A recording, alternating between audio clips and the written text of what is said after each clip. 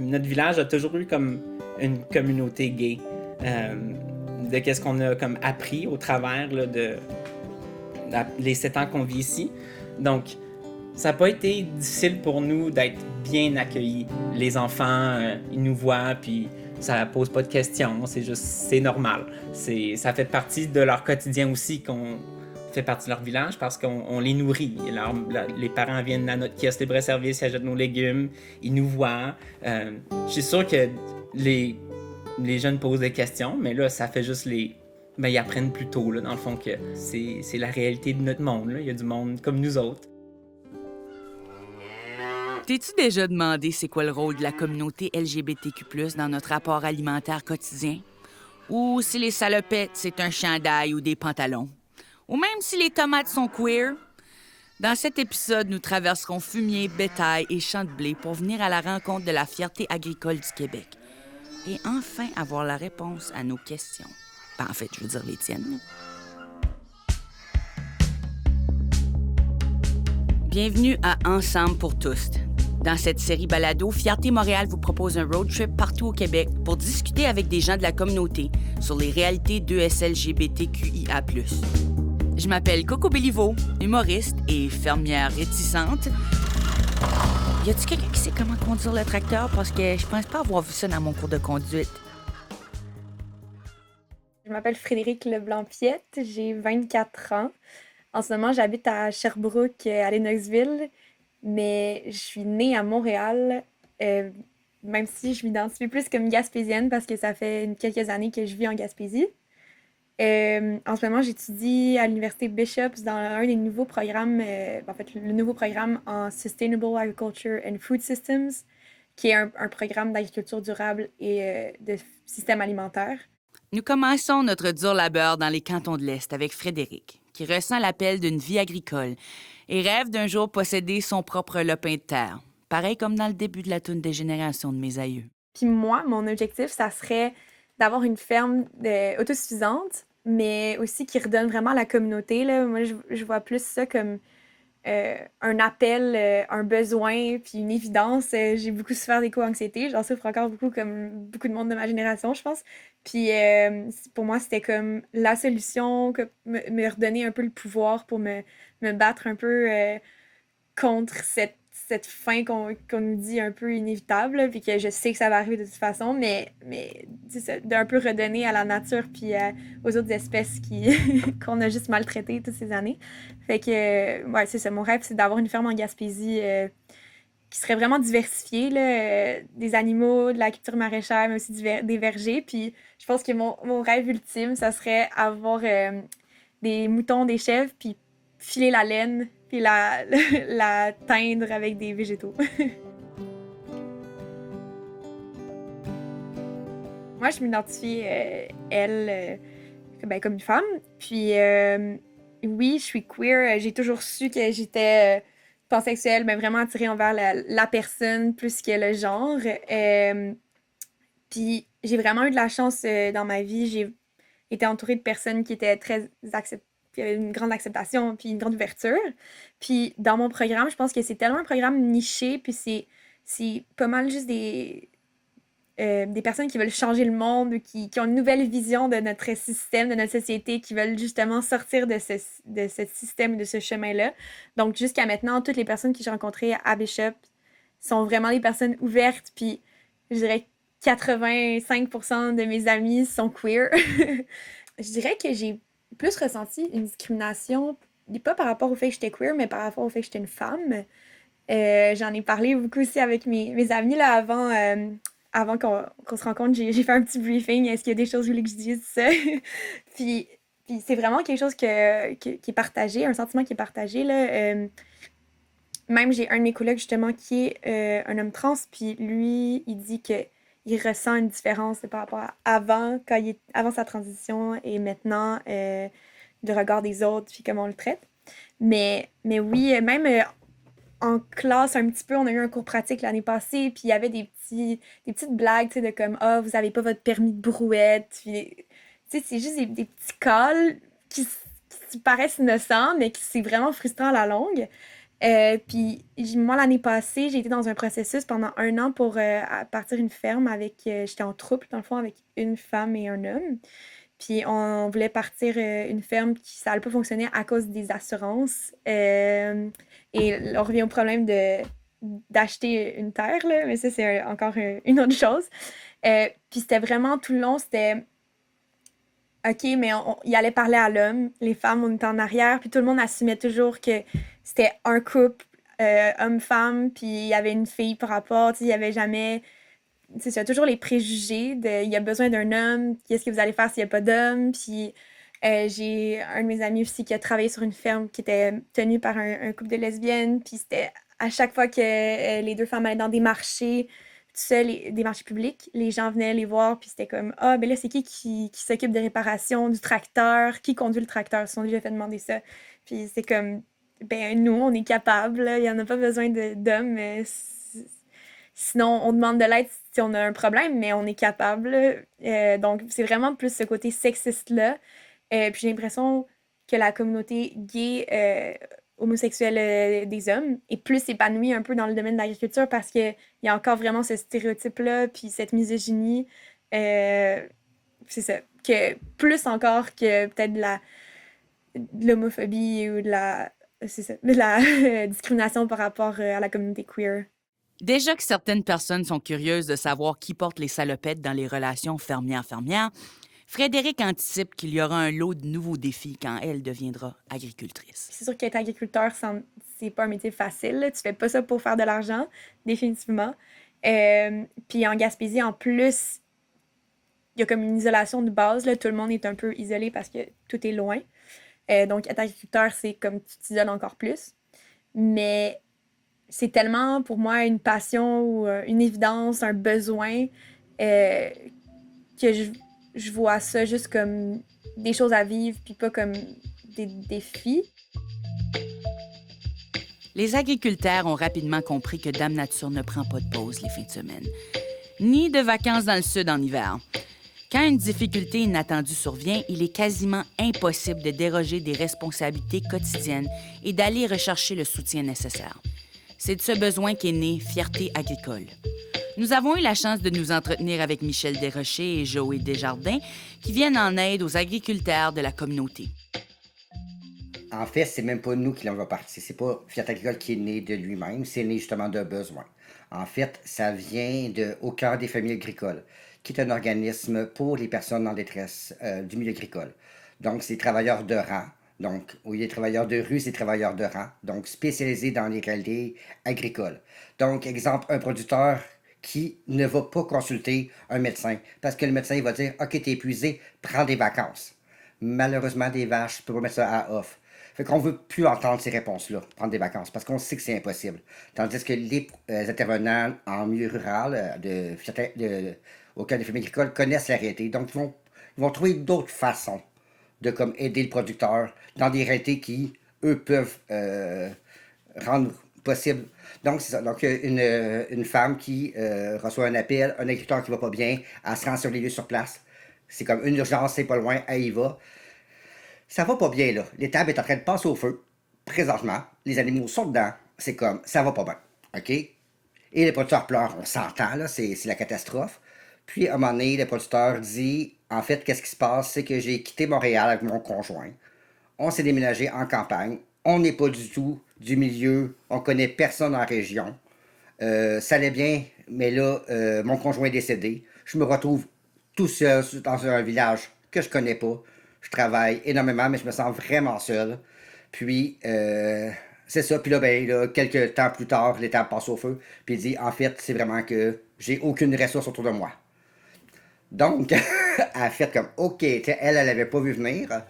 Fait qu'elle dit, OK, il y a un besoin que j'avais pas envisagé.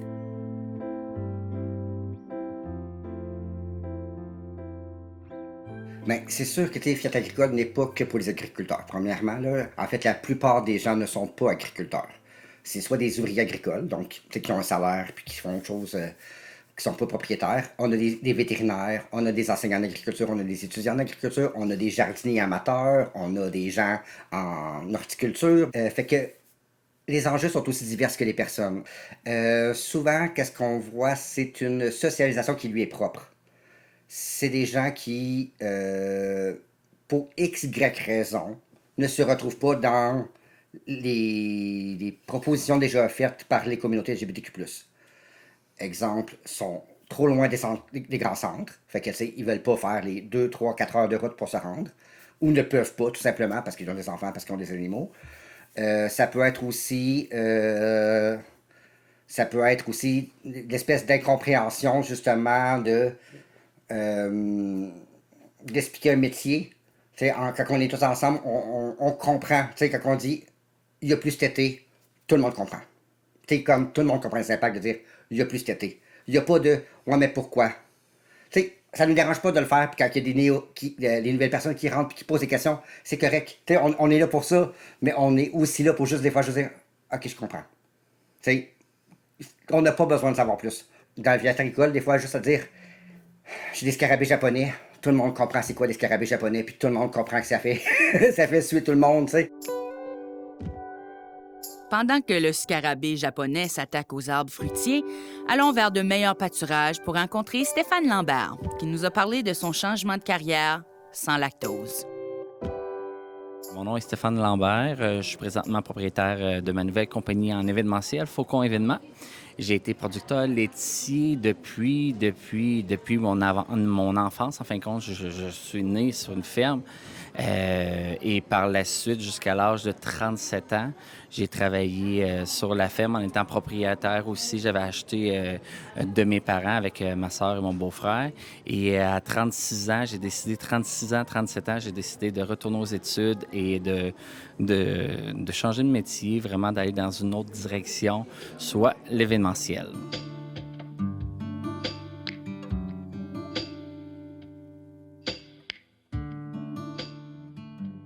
Quand j'ai fait mon coming out, ça a pris des années.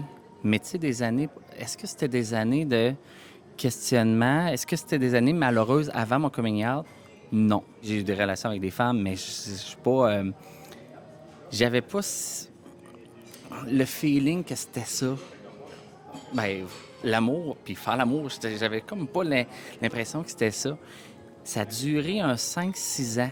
Et lorsque ma nièce est née, ma nièce elle a une malformation. Le syndrome, je peux pas vous dire, je crois que c'est syndrome 12 ou 21, je vais pas me tromper, mais c'est une grande maladie qu'il n'y a pas beaucoup d'enfants qui sont malades, qui sont atteints de ça au Canada et mondialement.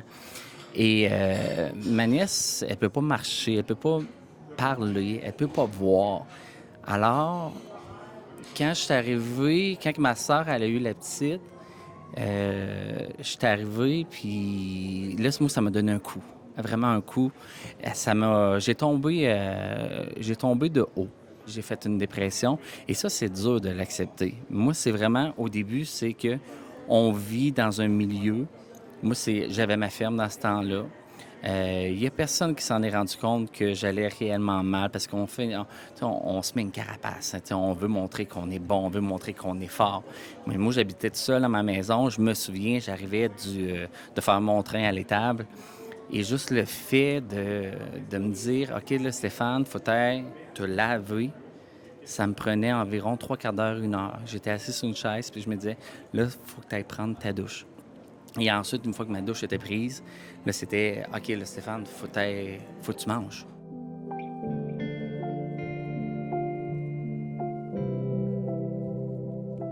Et par la suite, c'est lorsque cette période-là, ces quelques mois-là sont passés, je me suis rendu compte que j'allais mieux.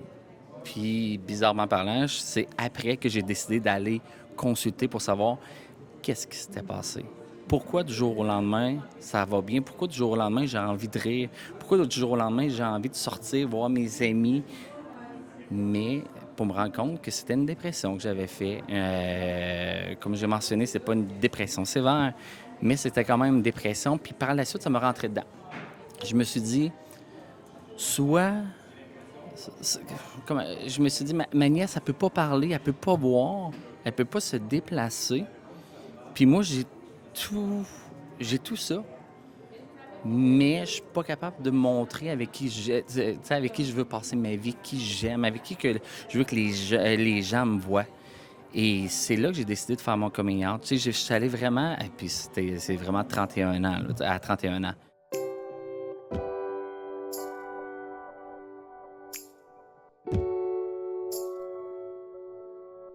Le matin, j'étais arrivé chez mes parents, mon père est au téléphone, ma mère a de la misère avec son imprimante. Puis là, elle me dit, Stéphane, j'ai besoin d'aide pour mon imprimante. Puis moi, je me dis, hey, mon Dieu, si tu savais qu'est-ce que je vais t'annoncer dans quelques minutes.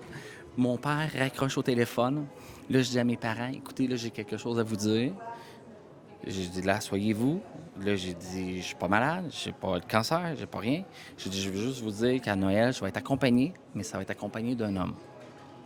Je vais être accompagné d'un homme. Et là, puis là, je dis à mes parents, j'ai dit, écoutez, j'ai dit, si vous voulez pas que je vienne accompagner, j'ai dit, je vais comprendre, étant donné que c'est comme dans 2 semaines, puis là, que je fais mon coming out aussi.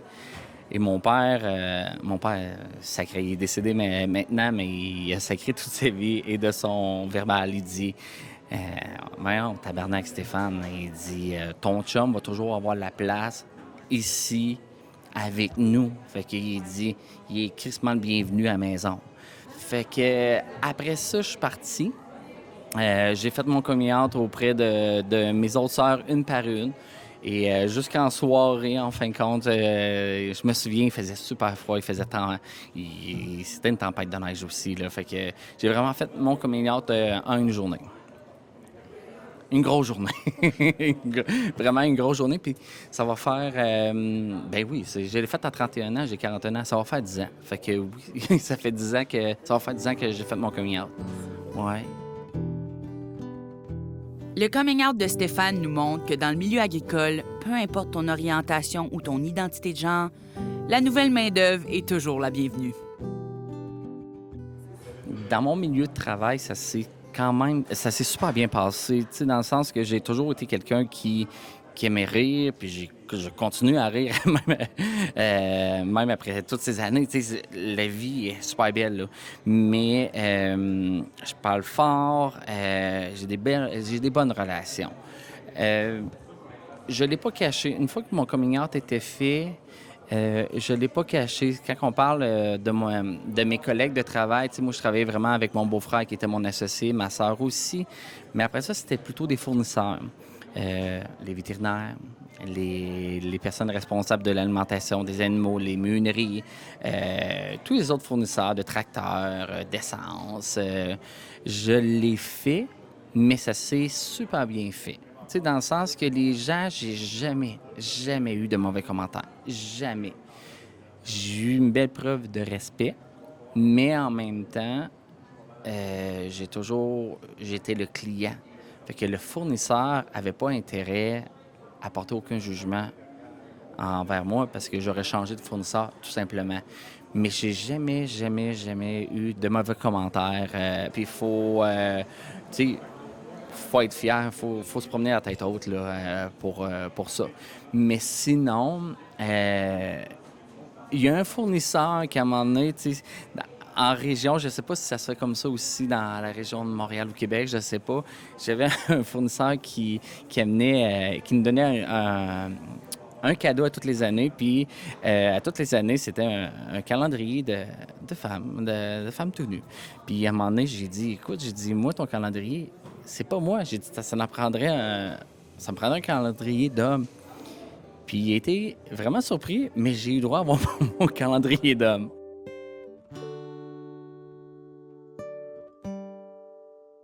Le métier d'agriculteur, c'est tout qu'un métier. c'est un grand métier. Le métier, pour moi, le plus important. Puis là, je ne veux pas me faire garrocher de pierres, de roches, peu importe, mais d'après moi, on nourrit la population. C'est du 7 jours sur 7, 365 jours par année. Puis quand on parle de 365 jours, c'est à Noël, tu te lèves, puis tu vas faire ton train. Au jour de l'an, tu te lèves puis tu vas faire ton train. Même si tu as dormi 2 heures, puis les journées sont aussi longues. C'est des grosses journées. C'est une vocation. Mais je vous dirais que c'est ça, les agriculteurs, il y a une grande solitude. Une grande solitude dans le sens que... puis il faut avoir des amis aussi. Moi, j'ai eu la chance j'ai des amis formidables. Dans le sens que, hey Stéphane, on va faire notre souper à 20h. Mais ça vous dérange. Tu sais, arriver, souper, puis je vais manger après, là. Non, non, Stéphane, on va t'attendre à 20h. Ça, c'est des amis en or qui prennent le temps de nous attendre. Puis c'est pas même, c'est pas comme ça partout. À moins d'avoir appris à communiquer avec leurs amis bovins tels Dr. Doolittle, les agriculteurs ont besoin d'une communauté qui comprend leurs besoins et qui les supporte. Surtout dans le froid de l'hiver, quand le sentiment d'isolement est à son comble. Comme là, quelques années, on avait un souper de Noël, puis il y avait un membre qui venait pas souvent aux activités du souper de Noël, qui est notre plus grosse activité, vu que c'est de là, c'est encore le souper de Noël qui est notre grosse activité, et c'est aussi le party de bureau que nous, en tant qu'agriculteurs, on n'a pas. On se fait pas un party de bureau, Michel puis moi, tout seul ensemble. Donc, cette espèce de connexion-là qui est le fun aussi, tu sais, ça a l'air niaiseux, mais tu sais, il n'y a pas ces marqueurs-là. Fait qu'il y a le souper de Noël, et pour une fois, c'est proche de chez eux, il est content. Il va pouvoir venir parce que il y a des vaches à lait, puis il peut pas souvent venir. Et là, il m'appelle, il dit Joey, j'ai une vache qui donne naissance, ça se passe pas bien. Là, j'ai dit garde, on va garder ton assiette au chaud, ça va bien aller, tiens-moi au courant. Juste le fait que quelqu'un qui comprend la réalité du stress, de se dire hey, une fois par année, je peux aller voir ma gang, puis à cause que la nature a décidé qu'elle donnait naissance, puis que ça se passait pas bien. Que là, il y a besoin d'un vétérinaire. Peut-être que je me rappelle plus si ça finit en césarienne ou quoi que ce soit. Je me rappelle plus. Mais, en fait, je me rappelle que tout le monde était vivant. Ça je me rappelle. Mais, qui s'est présenté, qui est venu. Mais tu sais, c'est une réalité, là. C'est ça que on comprend dans Fiat Agricole. Pendant que Michel et Joey attendent l'arrivée de la Messie bovine, allons à la rencontre de Samuel Tanguay, des maraîchers de l'Or-Vert. L'idée de notre projet, ça a vraiment né pendant notre voyage en Islande en 2016. C'était un peu un voyage organisé après le fait que la première maison qu'on voulait acheter, ça n'a pas fonctionné. Puis on était comme un peu depressed. Donc on a décidé d'aller en Islande puis juste faire quelque chose de différent parce qu'on aime beaucoup ça des projets dans la vie. Nous, on est un bon couple là, qui aime ça, avoir un projet puis faire des trucs de même. Puis pendant notre voyage, on a rencontré plusieurs agriculteurs qui avaient vraiment l'air d'avoir une belle communauté autour d'eux autres. Puis on a vu des serres de tomates chauffées avec la géothermie. Puis on s'est dit, on aimerait ça vraiment comme retourner chez nous avec ce genre de sentiment là, de communauté puis de sens d'appartenance dans un village. Donc on s'est dit, on pourrait peut-être partir une ferme en Islande. On va avoir des moutons, ça serait trop hot. Puis finalement, Jason il dit, tu vois ta mère trop souvent, là, il faut qu'on reste au Québec. Donc c'était bien drôle de même.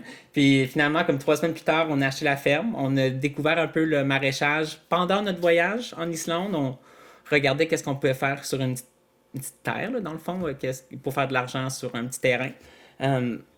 Parce que moi, mes parents étaient producteurs laitiers. Puis, je savais qu'avoir une grosse ferme, ça a beaucoup d'argent, beaucoup d'entretien. Puis, je veux pas faire ça. Donc, on a choisi une petite ferme. On a découvert le livre à Jean Martin sur le maraîchage. On l'a lu. Puis, 3 semaines plus tard, on a acheté notre ferme à Sawyerville, où on est maintenant. Puis, c'était plus comme un coup de foudre spontané, un peu de luck aussi, là, d'inclus là-dedans. Vu leur désir de créer une petite ferme maraîchère, Samuel et son partenaire ont consulté les travaux littéraires de l'agriculteur Jean-Martin Fortier, un expert en permaculture qui leur a permis de chercher les connaissances nécessaires pour créer la micro-ferme de leurs rêves.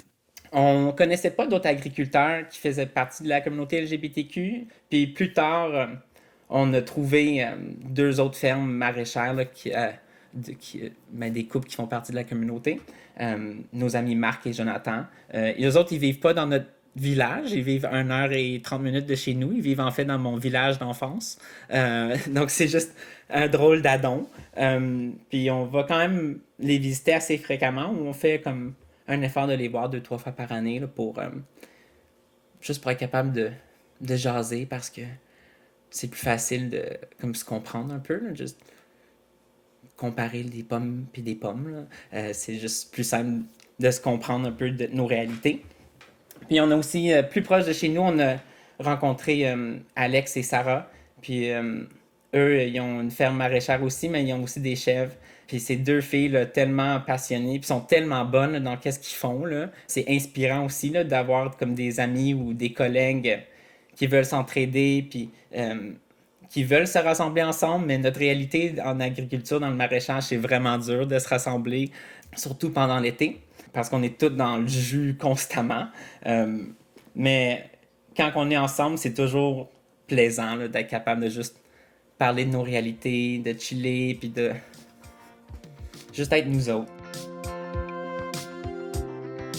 Notre village à Sawyerville, c'est surprenant le nombre de couples gays qui restent dans le village, où tout à proximité, là, c'est... Tu penses pas à ça dans un petit village, là. Tu peux compter genre 4 couples gays sur la rue qu'on reste dessus, là, qui allonge quand même assez long, là, sur comme 5-6 km, là, il y a quand même une bonne densité. Puis aussi, il y a des agriculteurs, des producteurs laitiers qui vivent comme 1,5 km de chez nous. Puis c'est des gros producteurs laitiers, c'est un couple gay aussi. Ils sont bien connus dans le village, bien respectés. Notre village a toujours eu comme une communauté gay. De qu'est-ce qu'on a comme appris au travers là, les 7 ans qu'on vit ici. Donc, ça n'a pas été difficile pour nous d'être bien accueillis. Puis notre orientation sexuelle n'a comme pas un impact dans notre quotidien. Genre, on peut marcher dans notre rue, puis on tient les mains, puis c'est juste normal. Puis les enfants, ils nous voient, puis ça pose pas de questions, c'est normal. Ça fait partie de leur quotidien aussi qu'on fait partie de leur village parce qu'on les nourrit.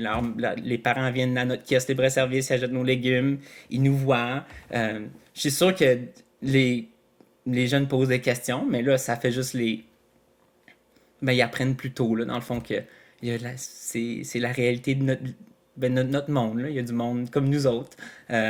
Puis, c'est ça. C'est vraiment le fun à voir. Là. C'est un beau petit village, puis on a toujours été bien accueillis.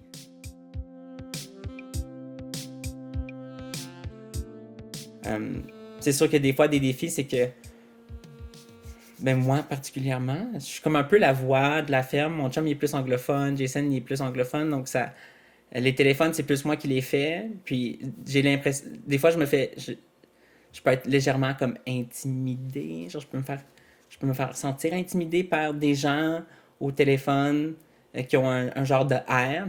Puis, il faut que je me mette comme... faut que je sois faux avec eux au téléphone. Comme faut que je parle comme eux autres, faut que j'utilise le même genre de vocabulaire. Faut vraiment que je straighten up pour être capable de me faire prendre un peu au sérieux. C'est plus tant le cas. Mais dans les départs, là, surtout les premiers appels, pour comme faire une bonne première impression. Ouais, des fois, faut que tu agis un peu plus quote-unquote straight.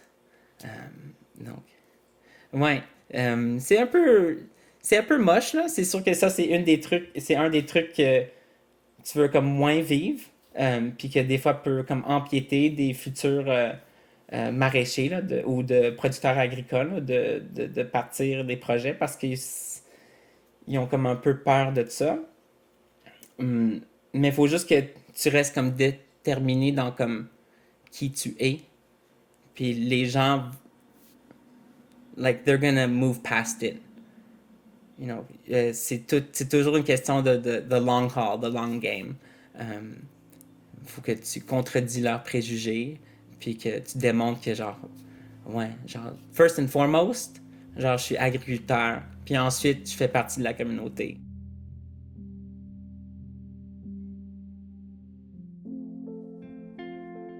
Dans le but de partager leur savoir d'une manière qui les ressemble, nos 2 fermiers maraîchers ont décidé de se lancer dans le mentorat pour les jeunes qui rêvent à un futur en agriculture. Notre ferme, on est une ferme haute pour des stagiaires pour le CRIFA Aquaticook. C'est une institution là, scolaire là, qui font des DEP, dans le fond, puis il y a un programme en production horticole. Puis ça fait depuis le 2020, 2020-2019, qu'on reçoit des stagiaires au printemps et à l'automne de ce programme-là en production horticole. Et notre identité ou notre appartenance à la communauté puis notre ferme, c'est vraiment comme tricoter ensemble. Un vient avec l'autre, là. On a un drapeau de fierté dans notre salle de conditionnement qui est là tout le temps, puis on n'a pas peur de démontrer notre fierté. Puis ça résonne beaucoup avec les étudiants là, du programme, puis surtout les jeunes aspirants agriculteurs qui font partie de la communauté. On a toujours au moins un stagiaire là, qui fait partie de la communauté, qui participe à notre ferme, qui est chez nous pour 3 mois, un jour semaine. Là. C'est pas des gros stages, mais quand même, ça leur permet de comme voir notre réalité, de faire partie de la communauté, puis d'être agriculteur et voir qu'est-ce qui est possible pour eux autres. Puis qu'ils savent que oui, c'est possible, oui, il y a des défis, mais c'est pas quelque chose qui est comme insurmontable. Parce que on a un devoir en tant que communauté de continuer de faire évoluer l'acceptance ou la tolérance ou juste comme l'inclusivité dans nos communautés. Puis juste d'être présent, puis de comme être pas peur d'être nous autres mêmes. Ça l'aide à comme propager cette énergie-là, là, puis de créer un espace accueillant et inclusif. Donc c'est qu'est-ce que je souhaite là, le plus là, pour la communauté là, en agriculture, c'est qu'on passe à un point où que c'est plus comme un enjeu de faire partie de la communauté puis de se partir un projet, puis que les gens ils font pas le préjugé juste au départ, puis qu'ils font juste, ils te voient pour qui t'es là, t'es agriculteur, agricultrice, et oui tu fais partie de la communauté, mais c'est pas comme ça va pas affecter leur interaction. C'est juste we're just part of life now. We're here. And it's good.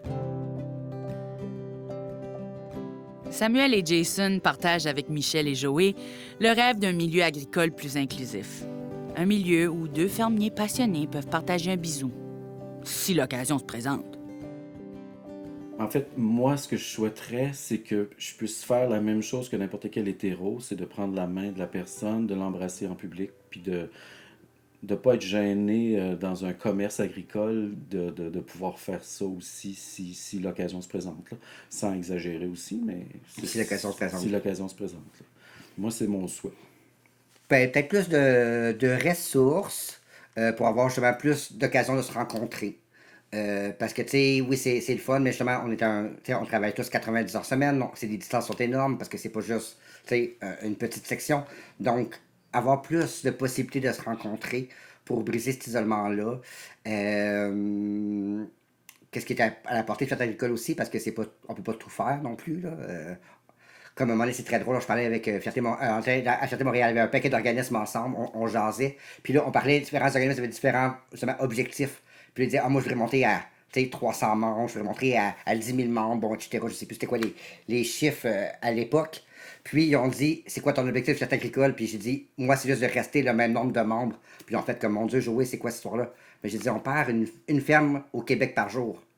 Fait que juste garder ces fermes-là, ça, c'est pas LGBT, là, c'est comme tout inclus.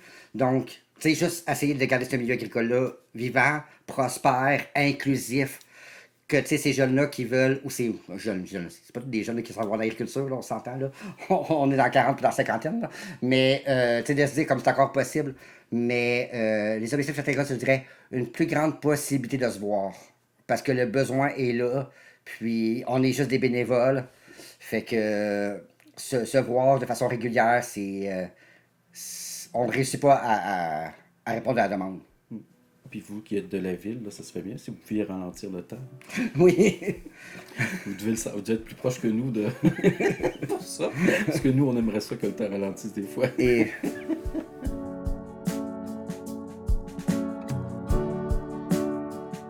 C'est pas un secret que la vocation d'agriculteur est demandante. Des longues journées autant en hiver qu'en été, mais avec du support et une communauté qui les entoure, nos fermiers et fermières en tirent le meilleur et sont fiers de dire que leurs semences sont 100% LGBTQ+.